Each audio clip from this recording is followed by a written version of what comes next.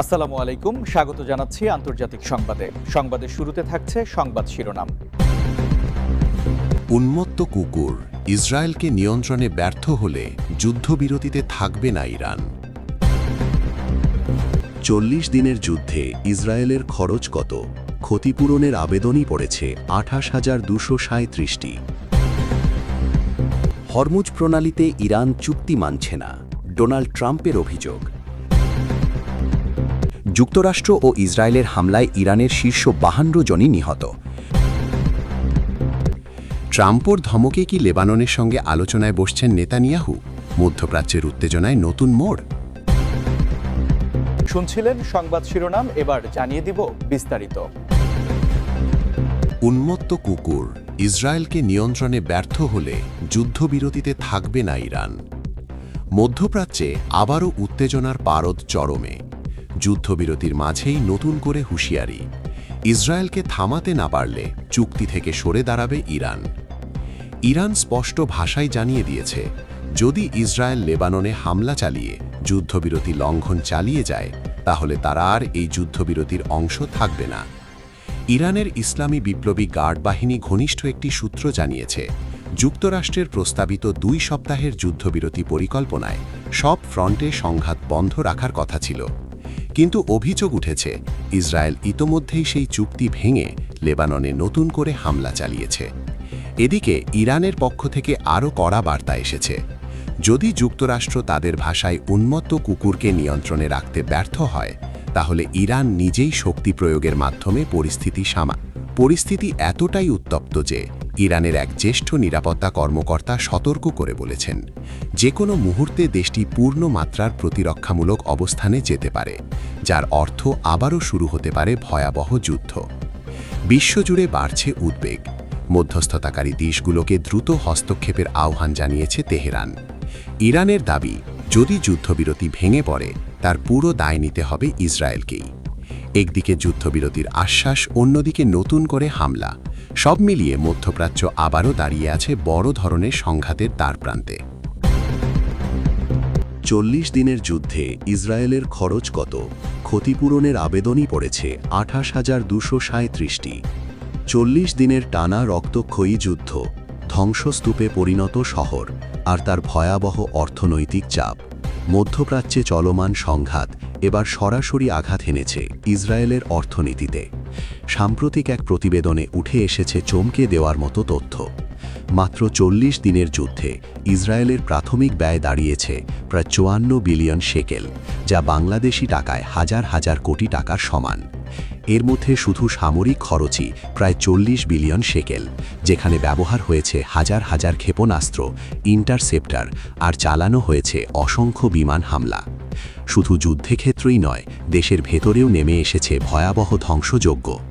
ইসরায়েলের বিভিন্ন শহরে ঘরবাড়ি, যানবাহন আর ব্যবসা প্রতিষ্ঠান ক্ষতিগ্রস্ত হওয়ায় এ পর্যন্ত ২৮,২৩৭টি ক্ষতিপূরণের আবেদন জমা পড়েছে।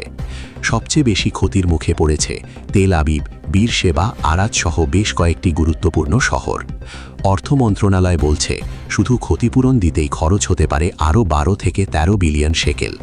আর এখানেই শেষ নয়, বিশেষজ্ঞরা সতর্ক করছেন, এই হিসাব কেবল শুরু মাত্র, কারণ এতে এখনও ধরা হয়নি অর্থনীতির স্থিতিরতা, জিডিপির ক্ষতি এবং ভবিষ্যতের বিশাল পুনর্গঠন ব্যয়। অন্যদিকে যুদ্ধবিরতির ঘোষণা এলেও পরিস্থিতি এখনও অস্থির। লেবাননে প্রতিদিনই বাড়ছে হতাহতের সংখ্যা, আর নতুন করে যুদ্ধ ছড়িয়ে পড়ার আশঙ্কাও উড়িয়ে দিচ্ছেন না বিশ্লেষকরা। ৪০ দিনের এই যুদ্ধ শুধু প্রাণহানিই নয়, ইসরায়েলের অর্থনীতির উপরও তৈরি করেছে এক ভয়াবহ চাপ, যার প্রকৃত ক্ষতির হিসাব হয়তো সামনে আসবে আরও পরে। হরমুজ প্রণালীতে ইরান চুক্তি মানছে না, ডোনাল্ড ট্রাম্পের অভিযোগ। মধ্যপ্রাচ্যের গুরুত্বপূর্ণ জলপথ হরমুজ প্রণালী ঘিরে আবারও তৈরি হয়েছে চরম উত্তেজনা। বিশ্বের জ্বালানি বাণিজ্যের অন্যতম লাইফলাইন এই প্রণালীকে ঘিরে নতুন করে রাজনৈতিক টানাপোড়েন শুরু হয়েছে। যুক্তরাষ্ট্রের সাবেক প্রেসিডেন্ট ডোনাল্ড ট্রাম্প অভিযোগ করেছেন, হরমুজ প্রণালীর মাধ্যমে তেল পরিবহনের যে আন্তর্জাতিক চুক্তি রয়েছে তা ইরান মানছে না। তার দাবি, ইরানের এই অবস্থান আন্তর্জাতিক বাণিজ্য ও জ্বালানি সরবরাহ ব্যবস্থার জন্য বড় ধরনের হুমকি তৈরি করছে। ট্রাম্প আরও বলেন, ইরানের এই আচরণ চুক্তির শর্তের সঙ্গে সামঞ্জস্যপূর্ণ নয় এবং এটি বৈশ্বিক বাজারে অস্থিরতা বাড়াতে পারে। অন্যদিকে বিশ্লেষকদের মতে হরমুজ প্রণালী শুধু একটি জলপথ নয়, এটি বৈশ্বিক অর্থনীতির জন্য অত্যন্ত গুরুত্বপূর্ণ একটি কৌশলগত রুট। এখানে যে কোনো ধরনের উত্তেজনা পুরো বিশ্বে তেলের দাম ও সরবরাহ ব্যবস্থায় বড় প্রভাব ফেলতে পারে। বর্তমান পরিস্থিতিতে মধ্যপ্রাচ্যে রাজনৈতিক উত্তেজনা আরও বাড়ার আশঙ্কা দেখা দিয়েছে। বিশেষ করে ইরান যুক্তরাষ্ট্র সম্পর্ক নতুন করে চাপের মুখে পড়তে পারে বলে মনে করছেন আন্তর্জাতিক পর্যবেক্ষকরা। এখন সবার নজর পরবর্তী কূটনৈতিক পদক্ষেপে উত্তেজনা প্রশমিত হয় নাকি পরিস্থিতি আরও ঘনীভূত হয়। যুক্তরাষ্ট্র ও ইসরায়েলের হামলায় ইরানের শীর্ষ 52 জনই নিহত। মধ্যপ্রাচ্যে আবারও ভয়াবহ উত্তেজনা ছড়িয়ে পড়েছে। যুক্তরাষ্ট্র ও ইসরায়েলের ধারাবাহিক সামরিক ও গোয়েন্দা অভিযানে ইরানের শীর্ষ পর্যায়ের সামরিক ও নিরাপত্তা কাঠামোতে বড় ধরনের ধাক্কা গেছে। সর্বশেষ তথ্য অনুযায়ী এই যৌথ অভিযানে ইরানের অন্তত 52 জন জ্যেষ্ঠ কর্মকর্তা ও কমান্ডার নিহত হয়েছেন, যাদের অনেকেই দেশটির ক্ষমতার কেন্দ্রবিন্দুতে গুরুত্বপূর্ণ দায়িত্বে ছিলেন। বিশ্লেষকদের মতে এটি শুধু একটি সামরিক আঘাত নয়, বরং ইরানের নিরাপত্তা ব্যবস্থার উপর এক নজিরবিহীন চাপ তৈরি করেছে, যা পুরো অঞ্চলের ক্ষমতার ভারসাম্য বদলে দিতে পারে। অন্যদিকে এই ঘটনার পর মধ্যপ্রাচ্যে উত্তেজনা আরও বেড়ে গেছে। বিভিন্ন পক্ষ পাল্টা প্রতিক্রিয়ার হুমকি দিচ্ছে, ফলে পরিস্থিতি যে কোনো মুহূর্তে আরও ভয়াবহ রূপ নিতে পারে বলে আশঙ্কা করা হচ্ছে। আন্তর্জাতিক মহল গভীর উদ্বেগ প্রকাশ করেছে। কূটনৈতিক সমাধানের আহ্বান জানানো হলেও বাস্তব পরিস্থিতি বলছে সংঘাত থামার কোনো স্পষ্ট ইঙ্গিত এখনও দেখা যাচ্ছে না। সব মিলিয়ে মধ্যপ্রাচ্যের বর্তমান পরিস্থিতি এখন বিশ্ব রাজনীতির সবচেয়ে ঝুঁকিপূর্ণ ইস্যুগুলোর একটি হয়ে উঠেছে। ট্রাম্পের ধমকে কি লেবাননের সঙ্গে আলোচনায় বসছেন নেতানিয়াহু? মধ্যপ্রাচ্যের উত্তেজনায় নতুন মোড়। মধ্যপ্রাচ্যে যুদ্ধ পরিস্থিতির মধ্যেই হঠাৎ করে নতুন এক কূটনৈতিক নাটক শুরু হয়েছে। যুক্তরাষ্ট্রের সাবেক প্রেসিডেন্ট ডোনাল্ড ট্রাম্পের এক ফোনালাপ কি বদলে দিচ্ছে যুদ্ধের সমীকরণ? ইসরায়েলের প্রধানমন্ত্রী বেনিয়ামিন নেতানিয়াহুয়ের সঙ্গে ফোনে কথা বলেন ট্রাম্প।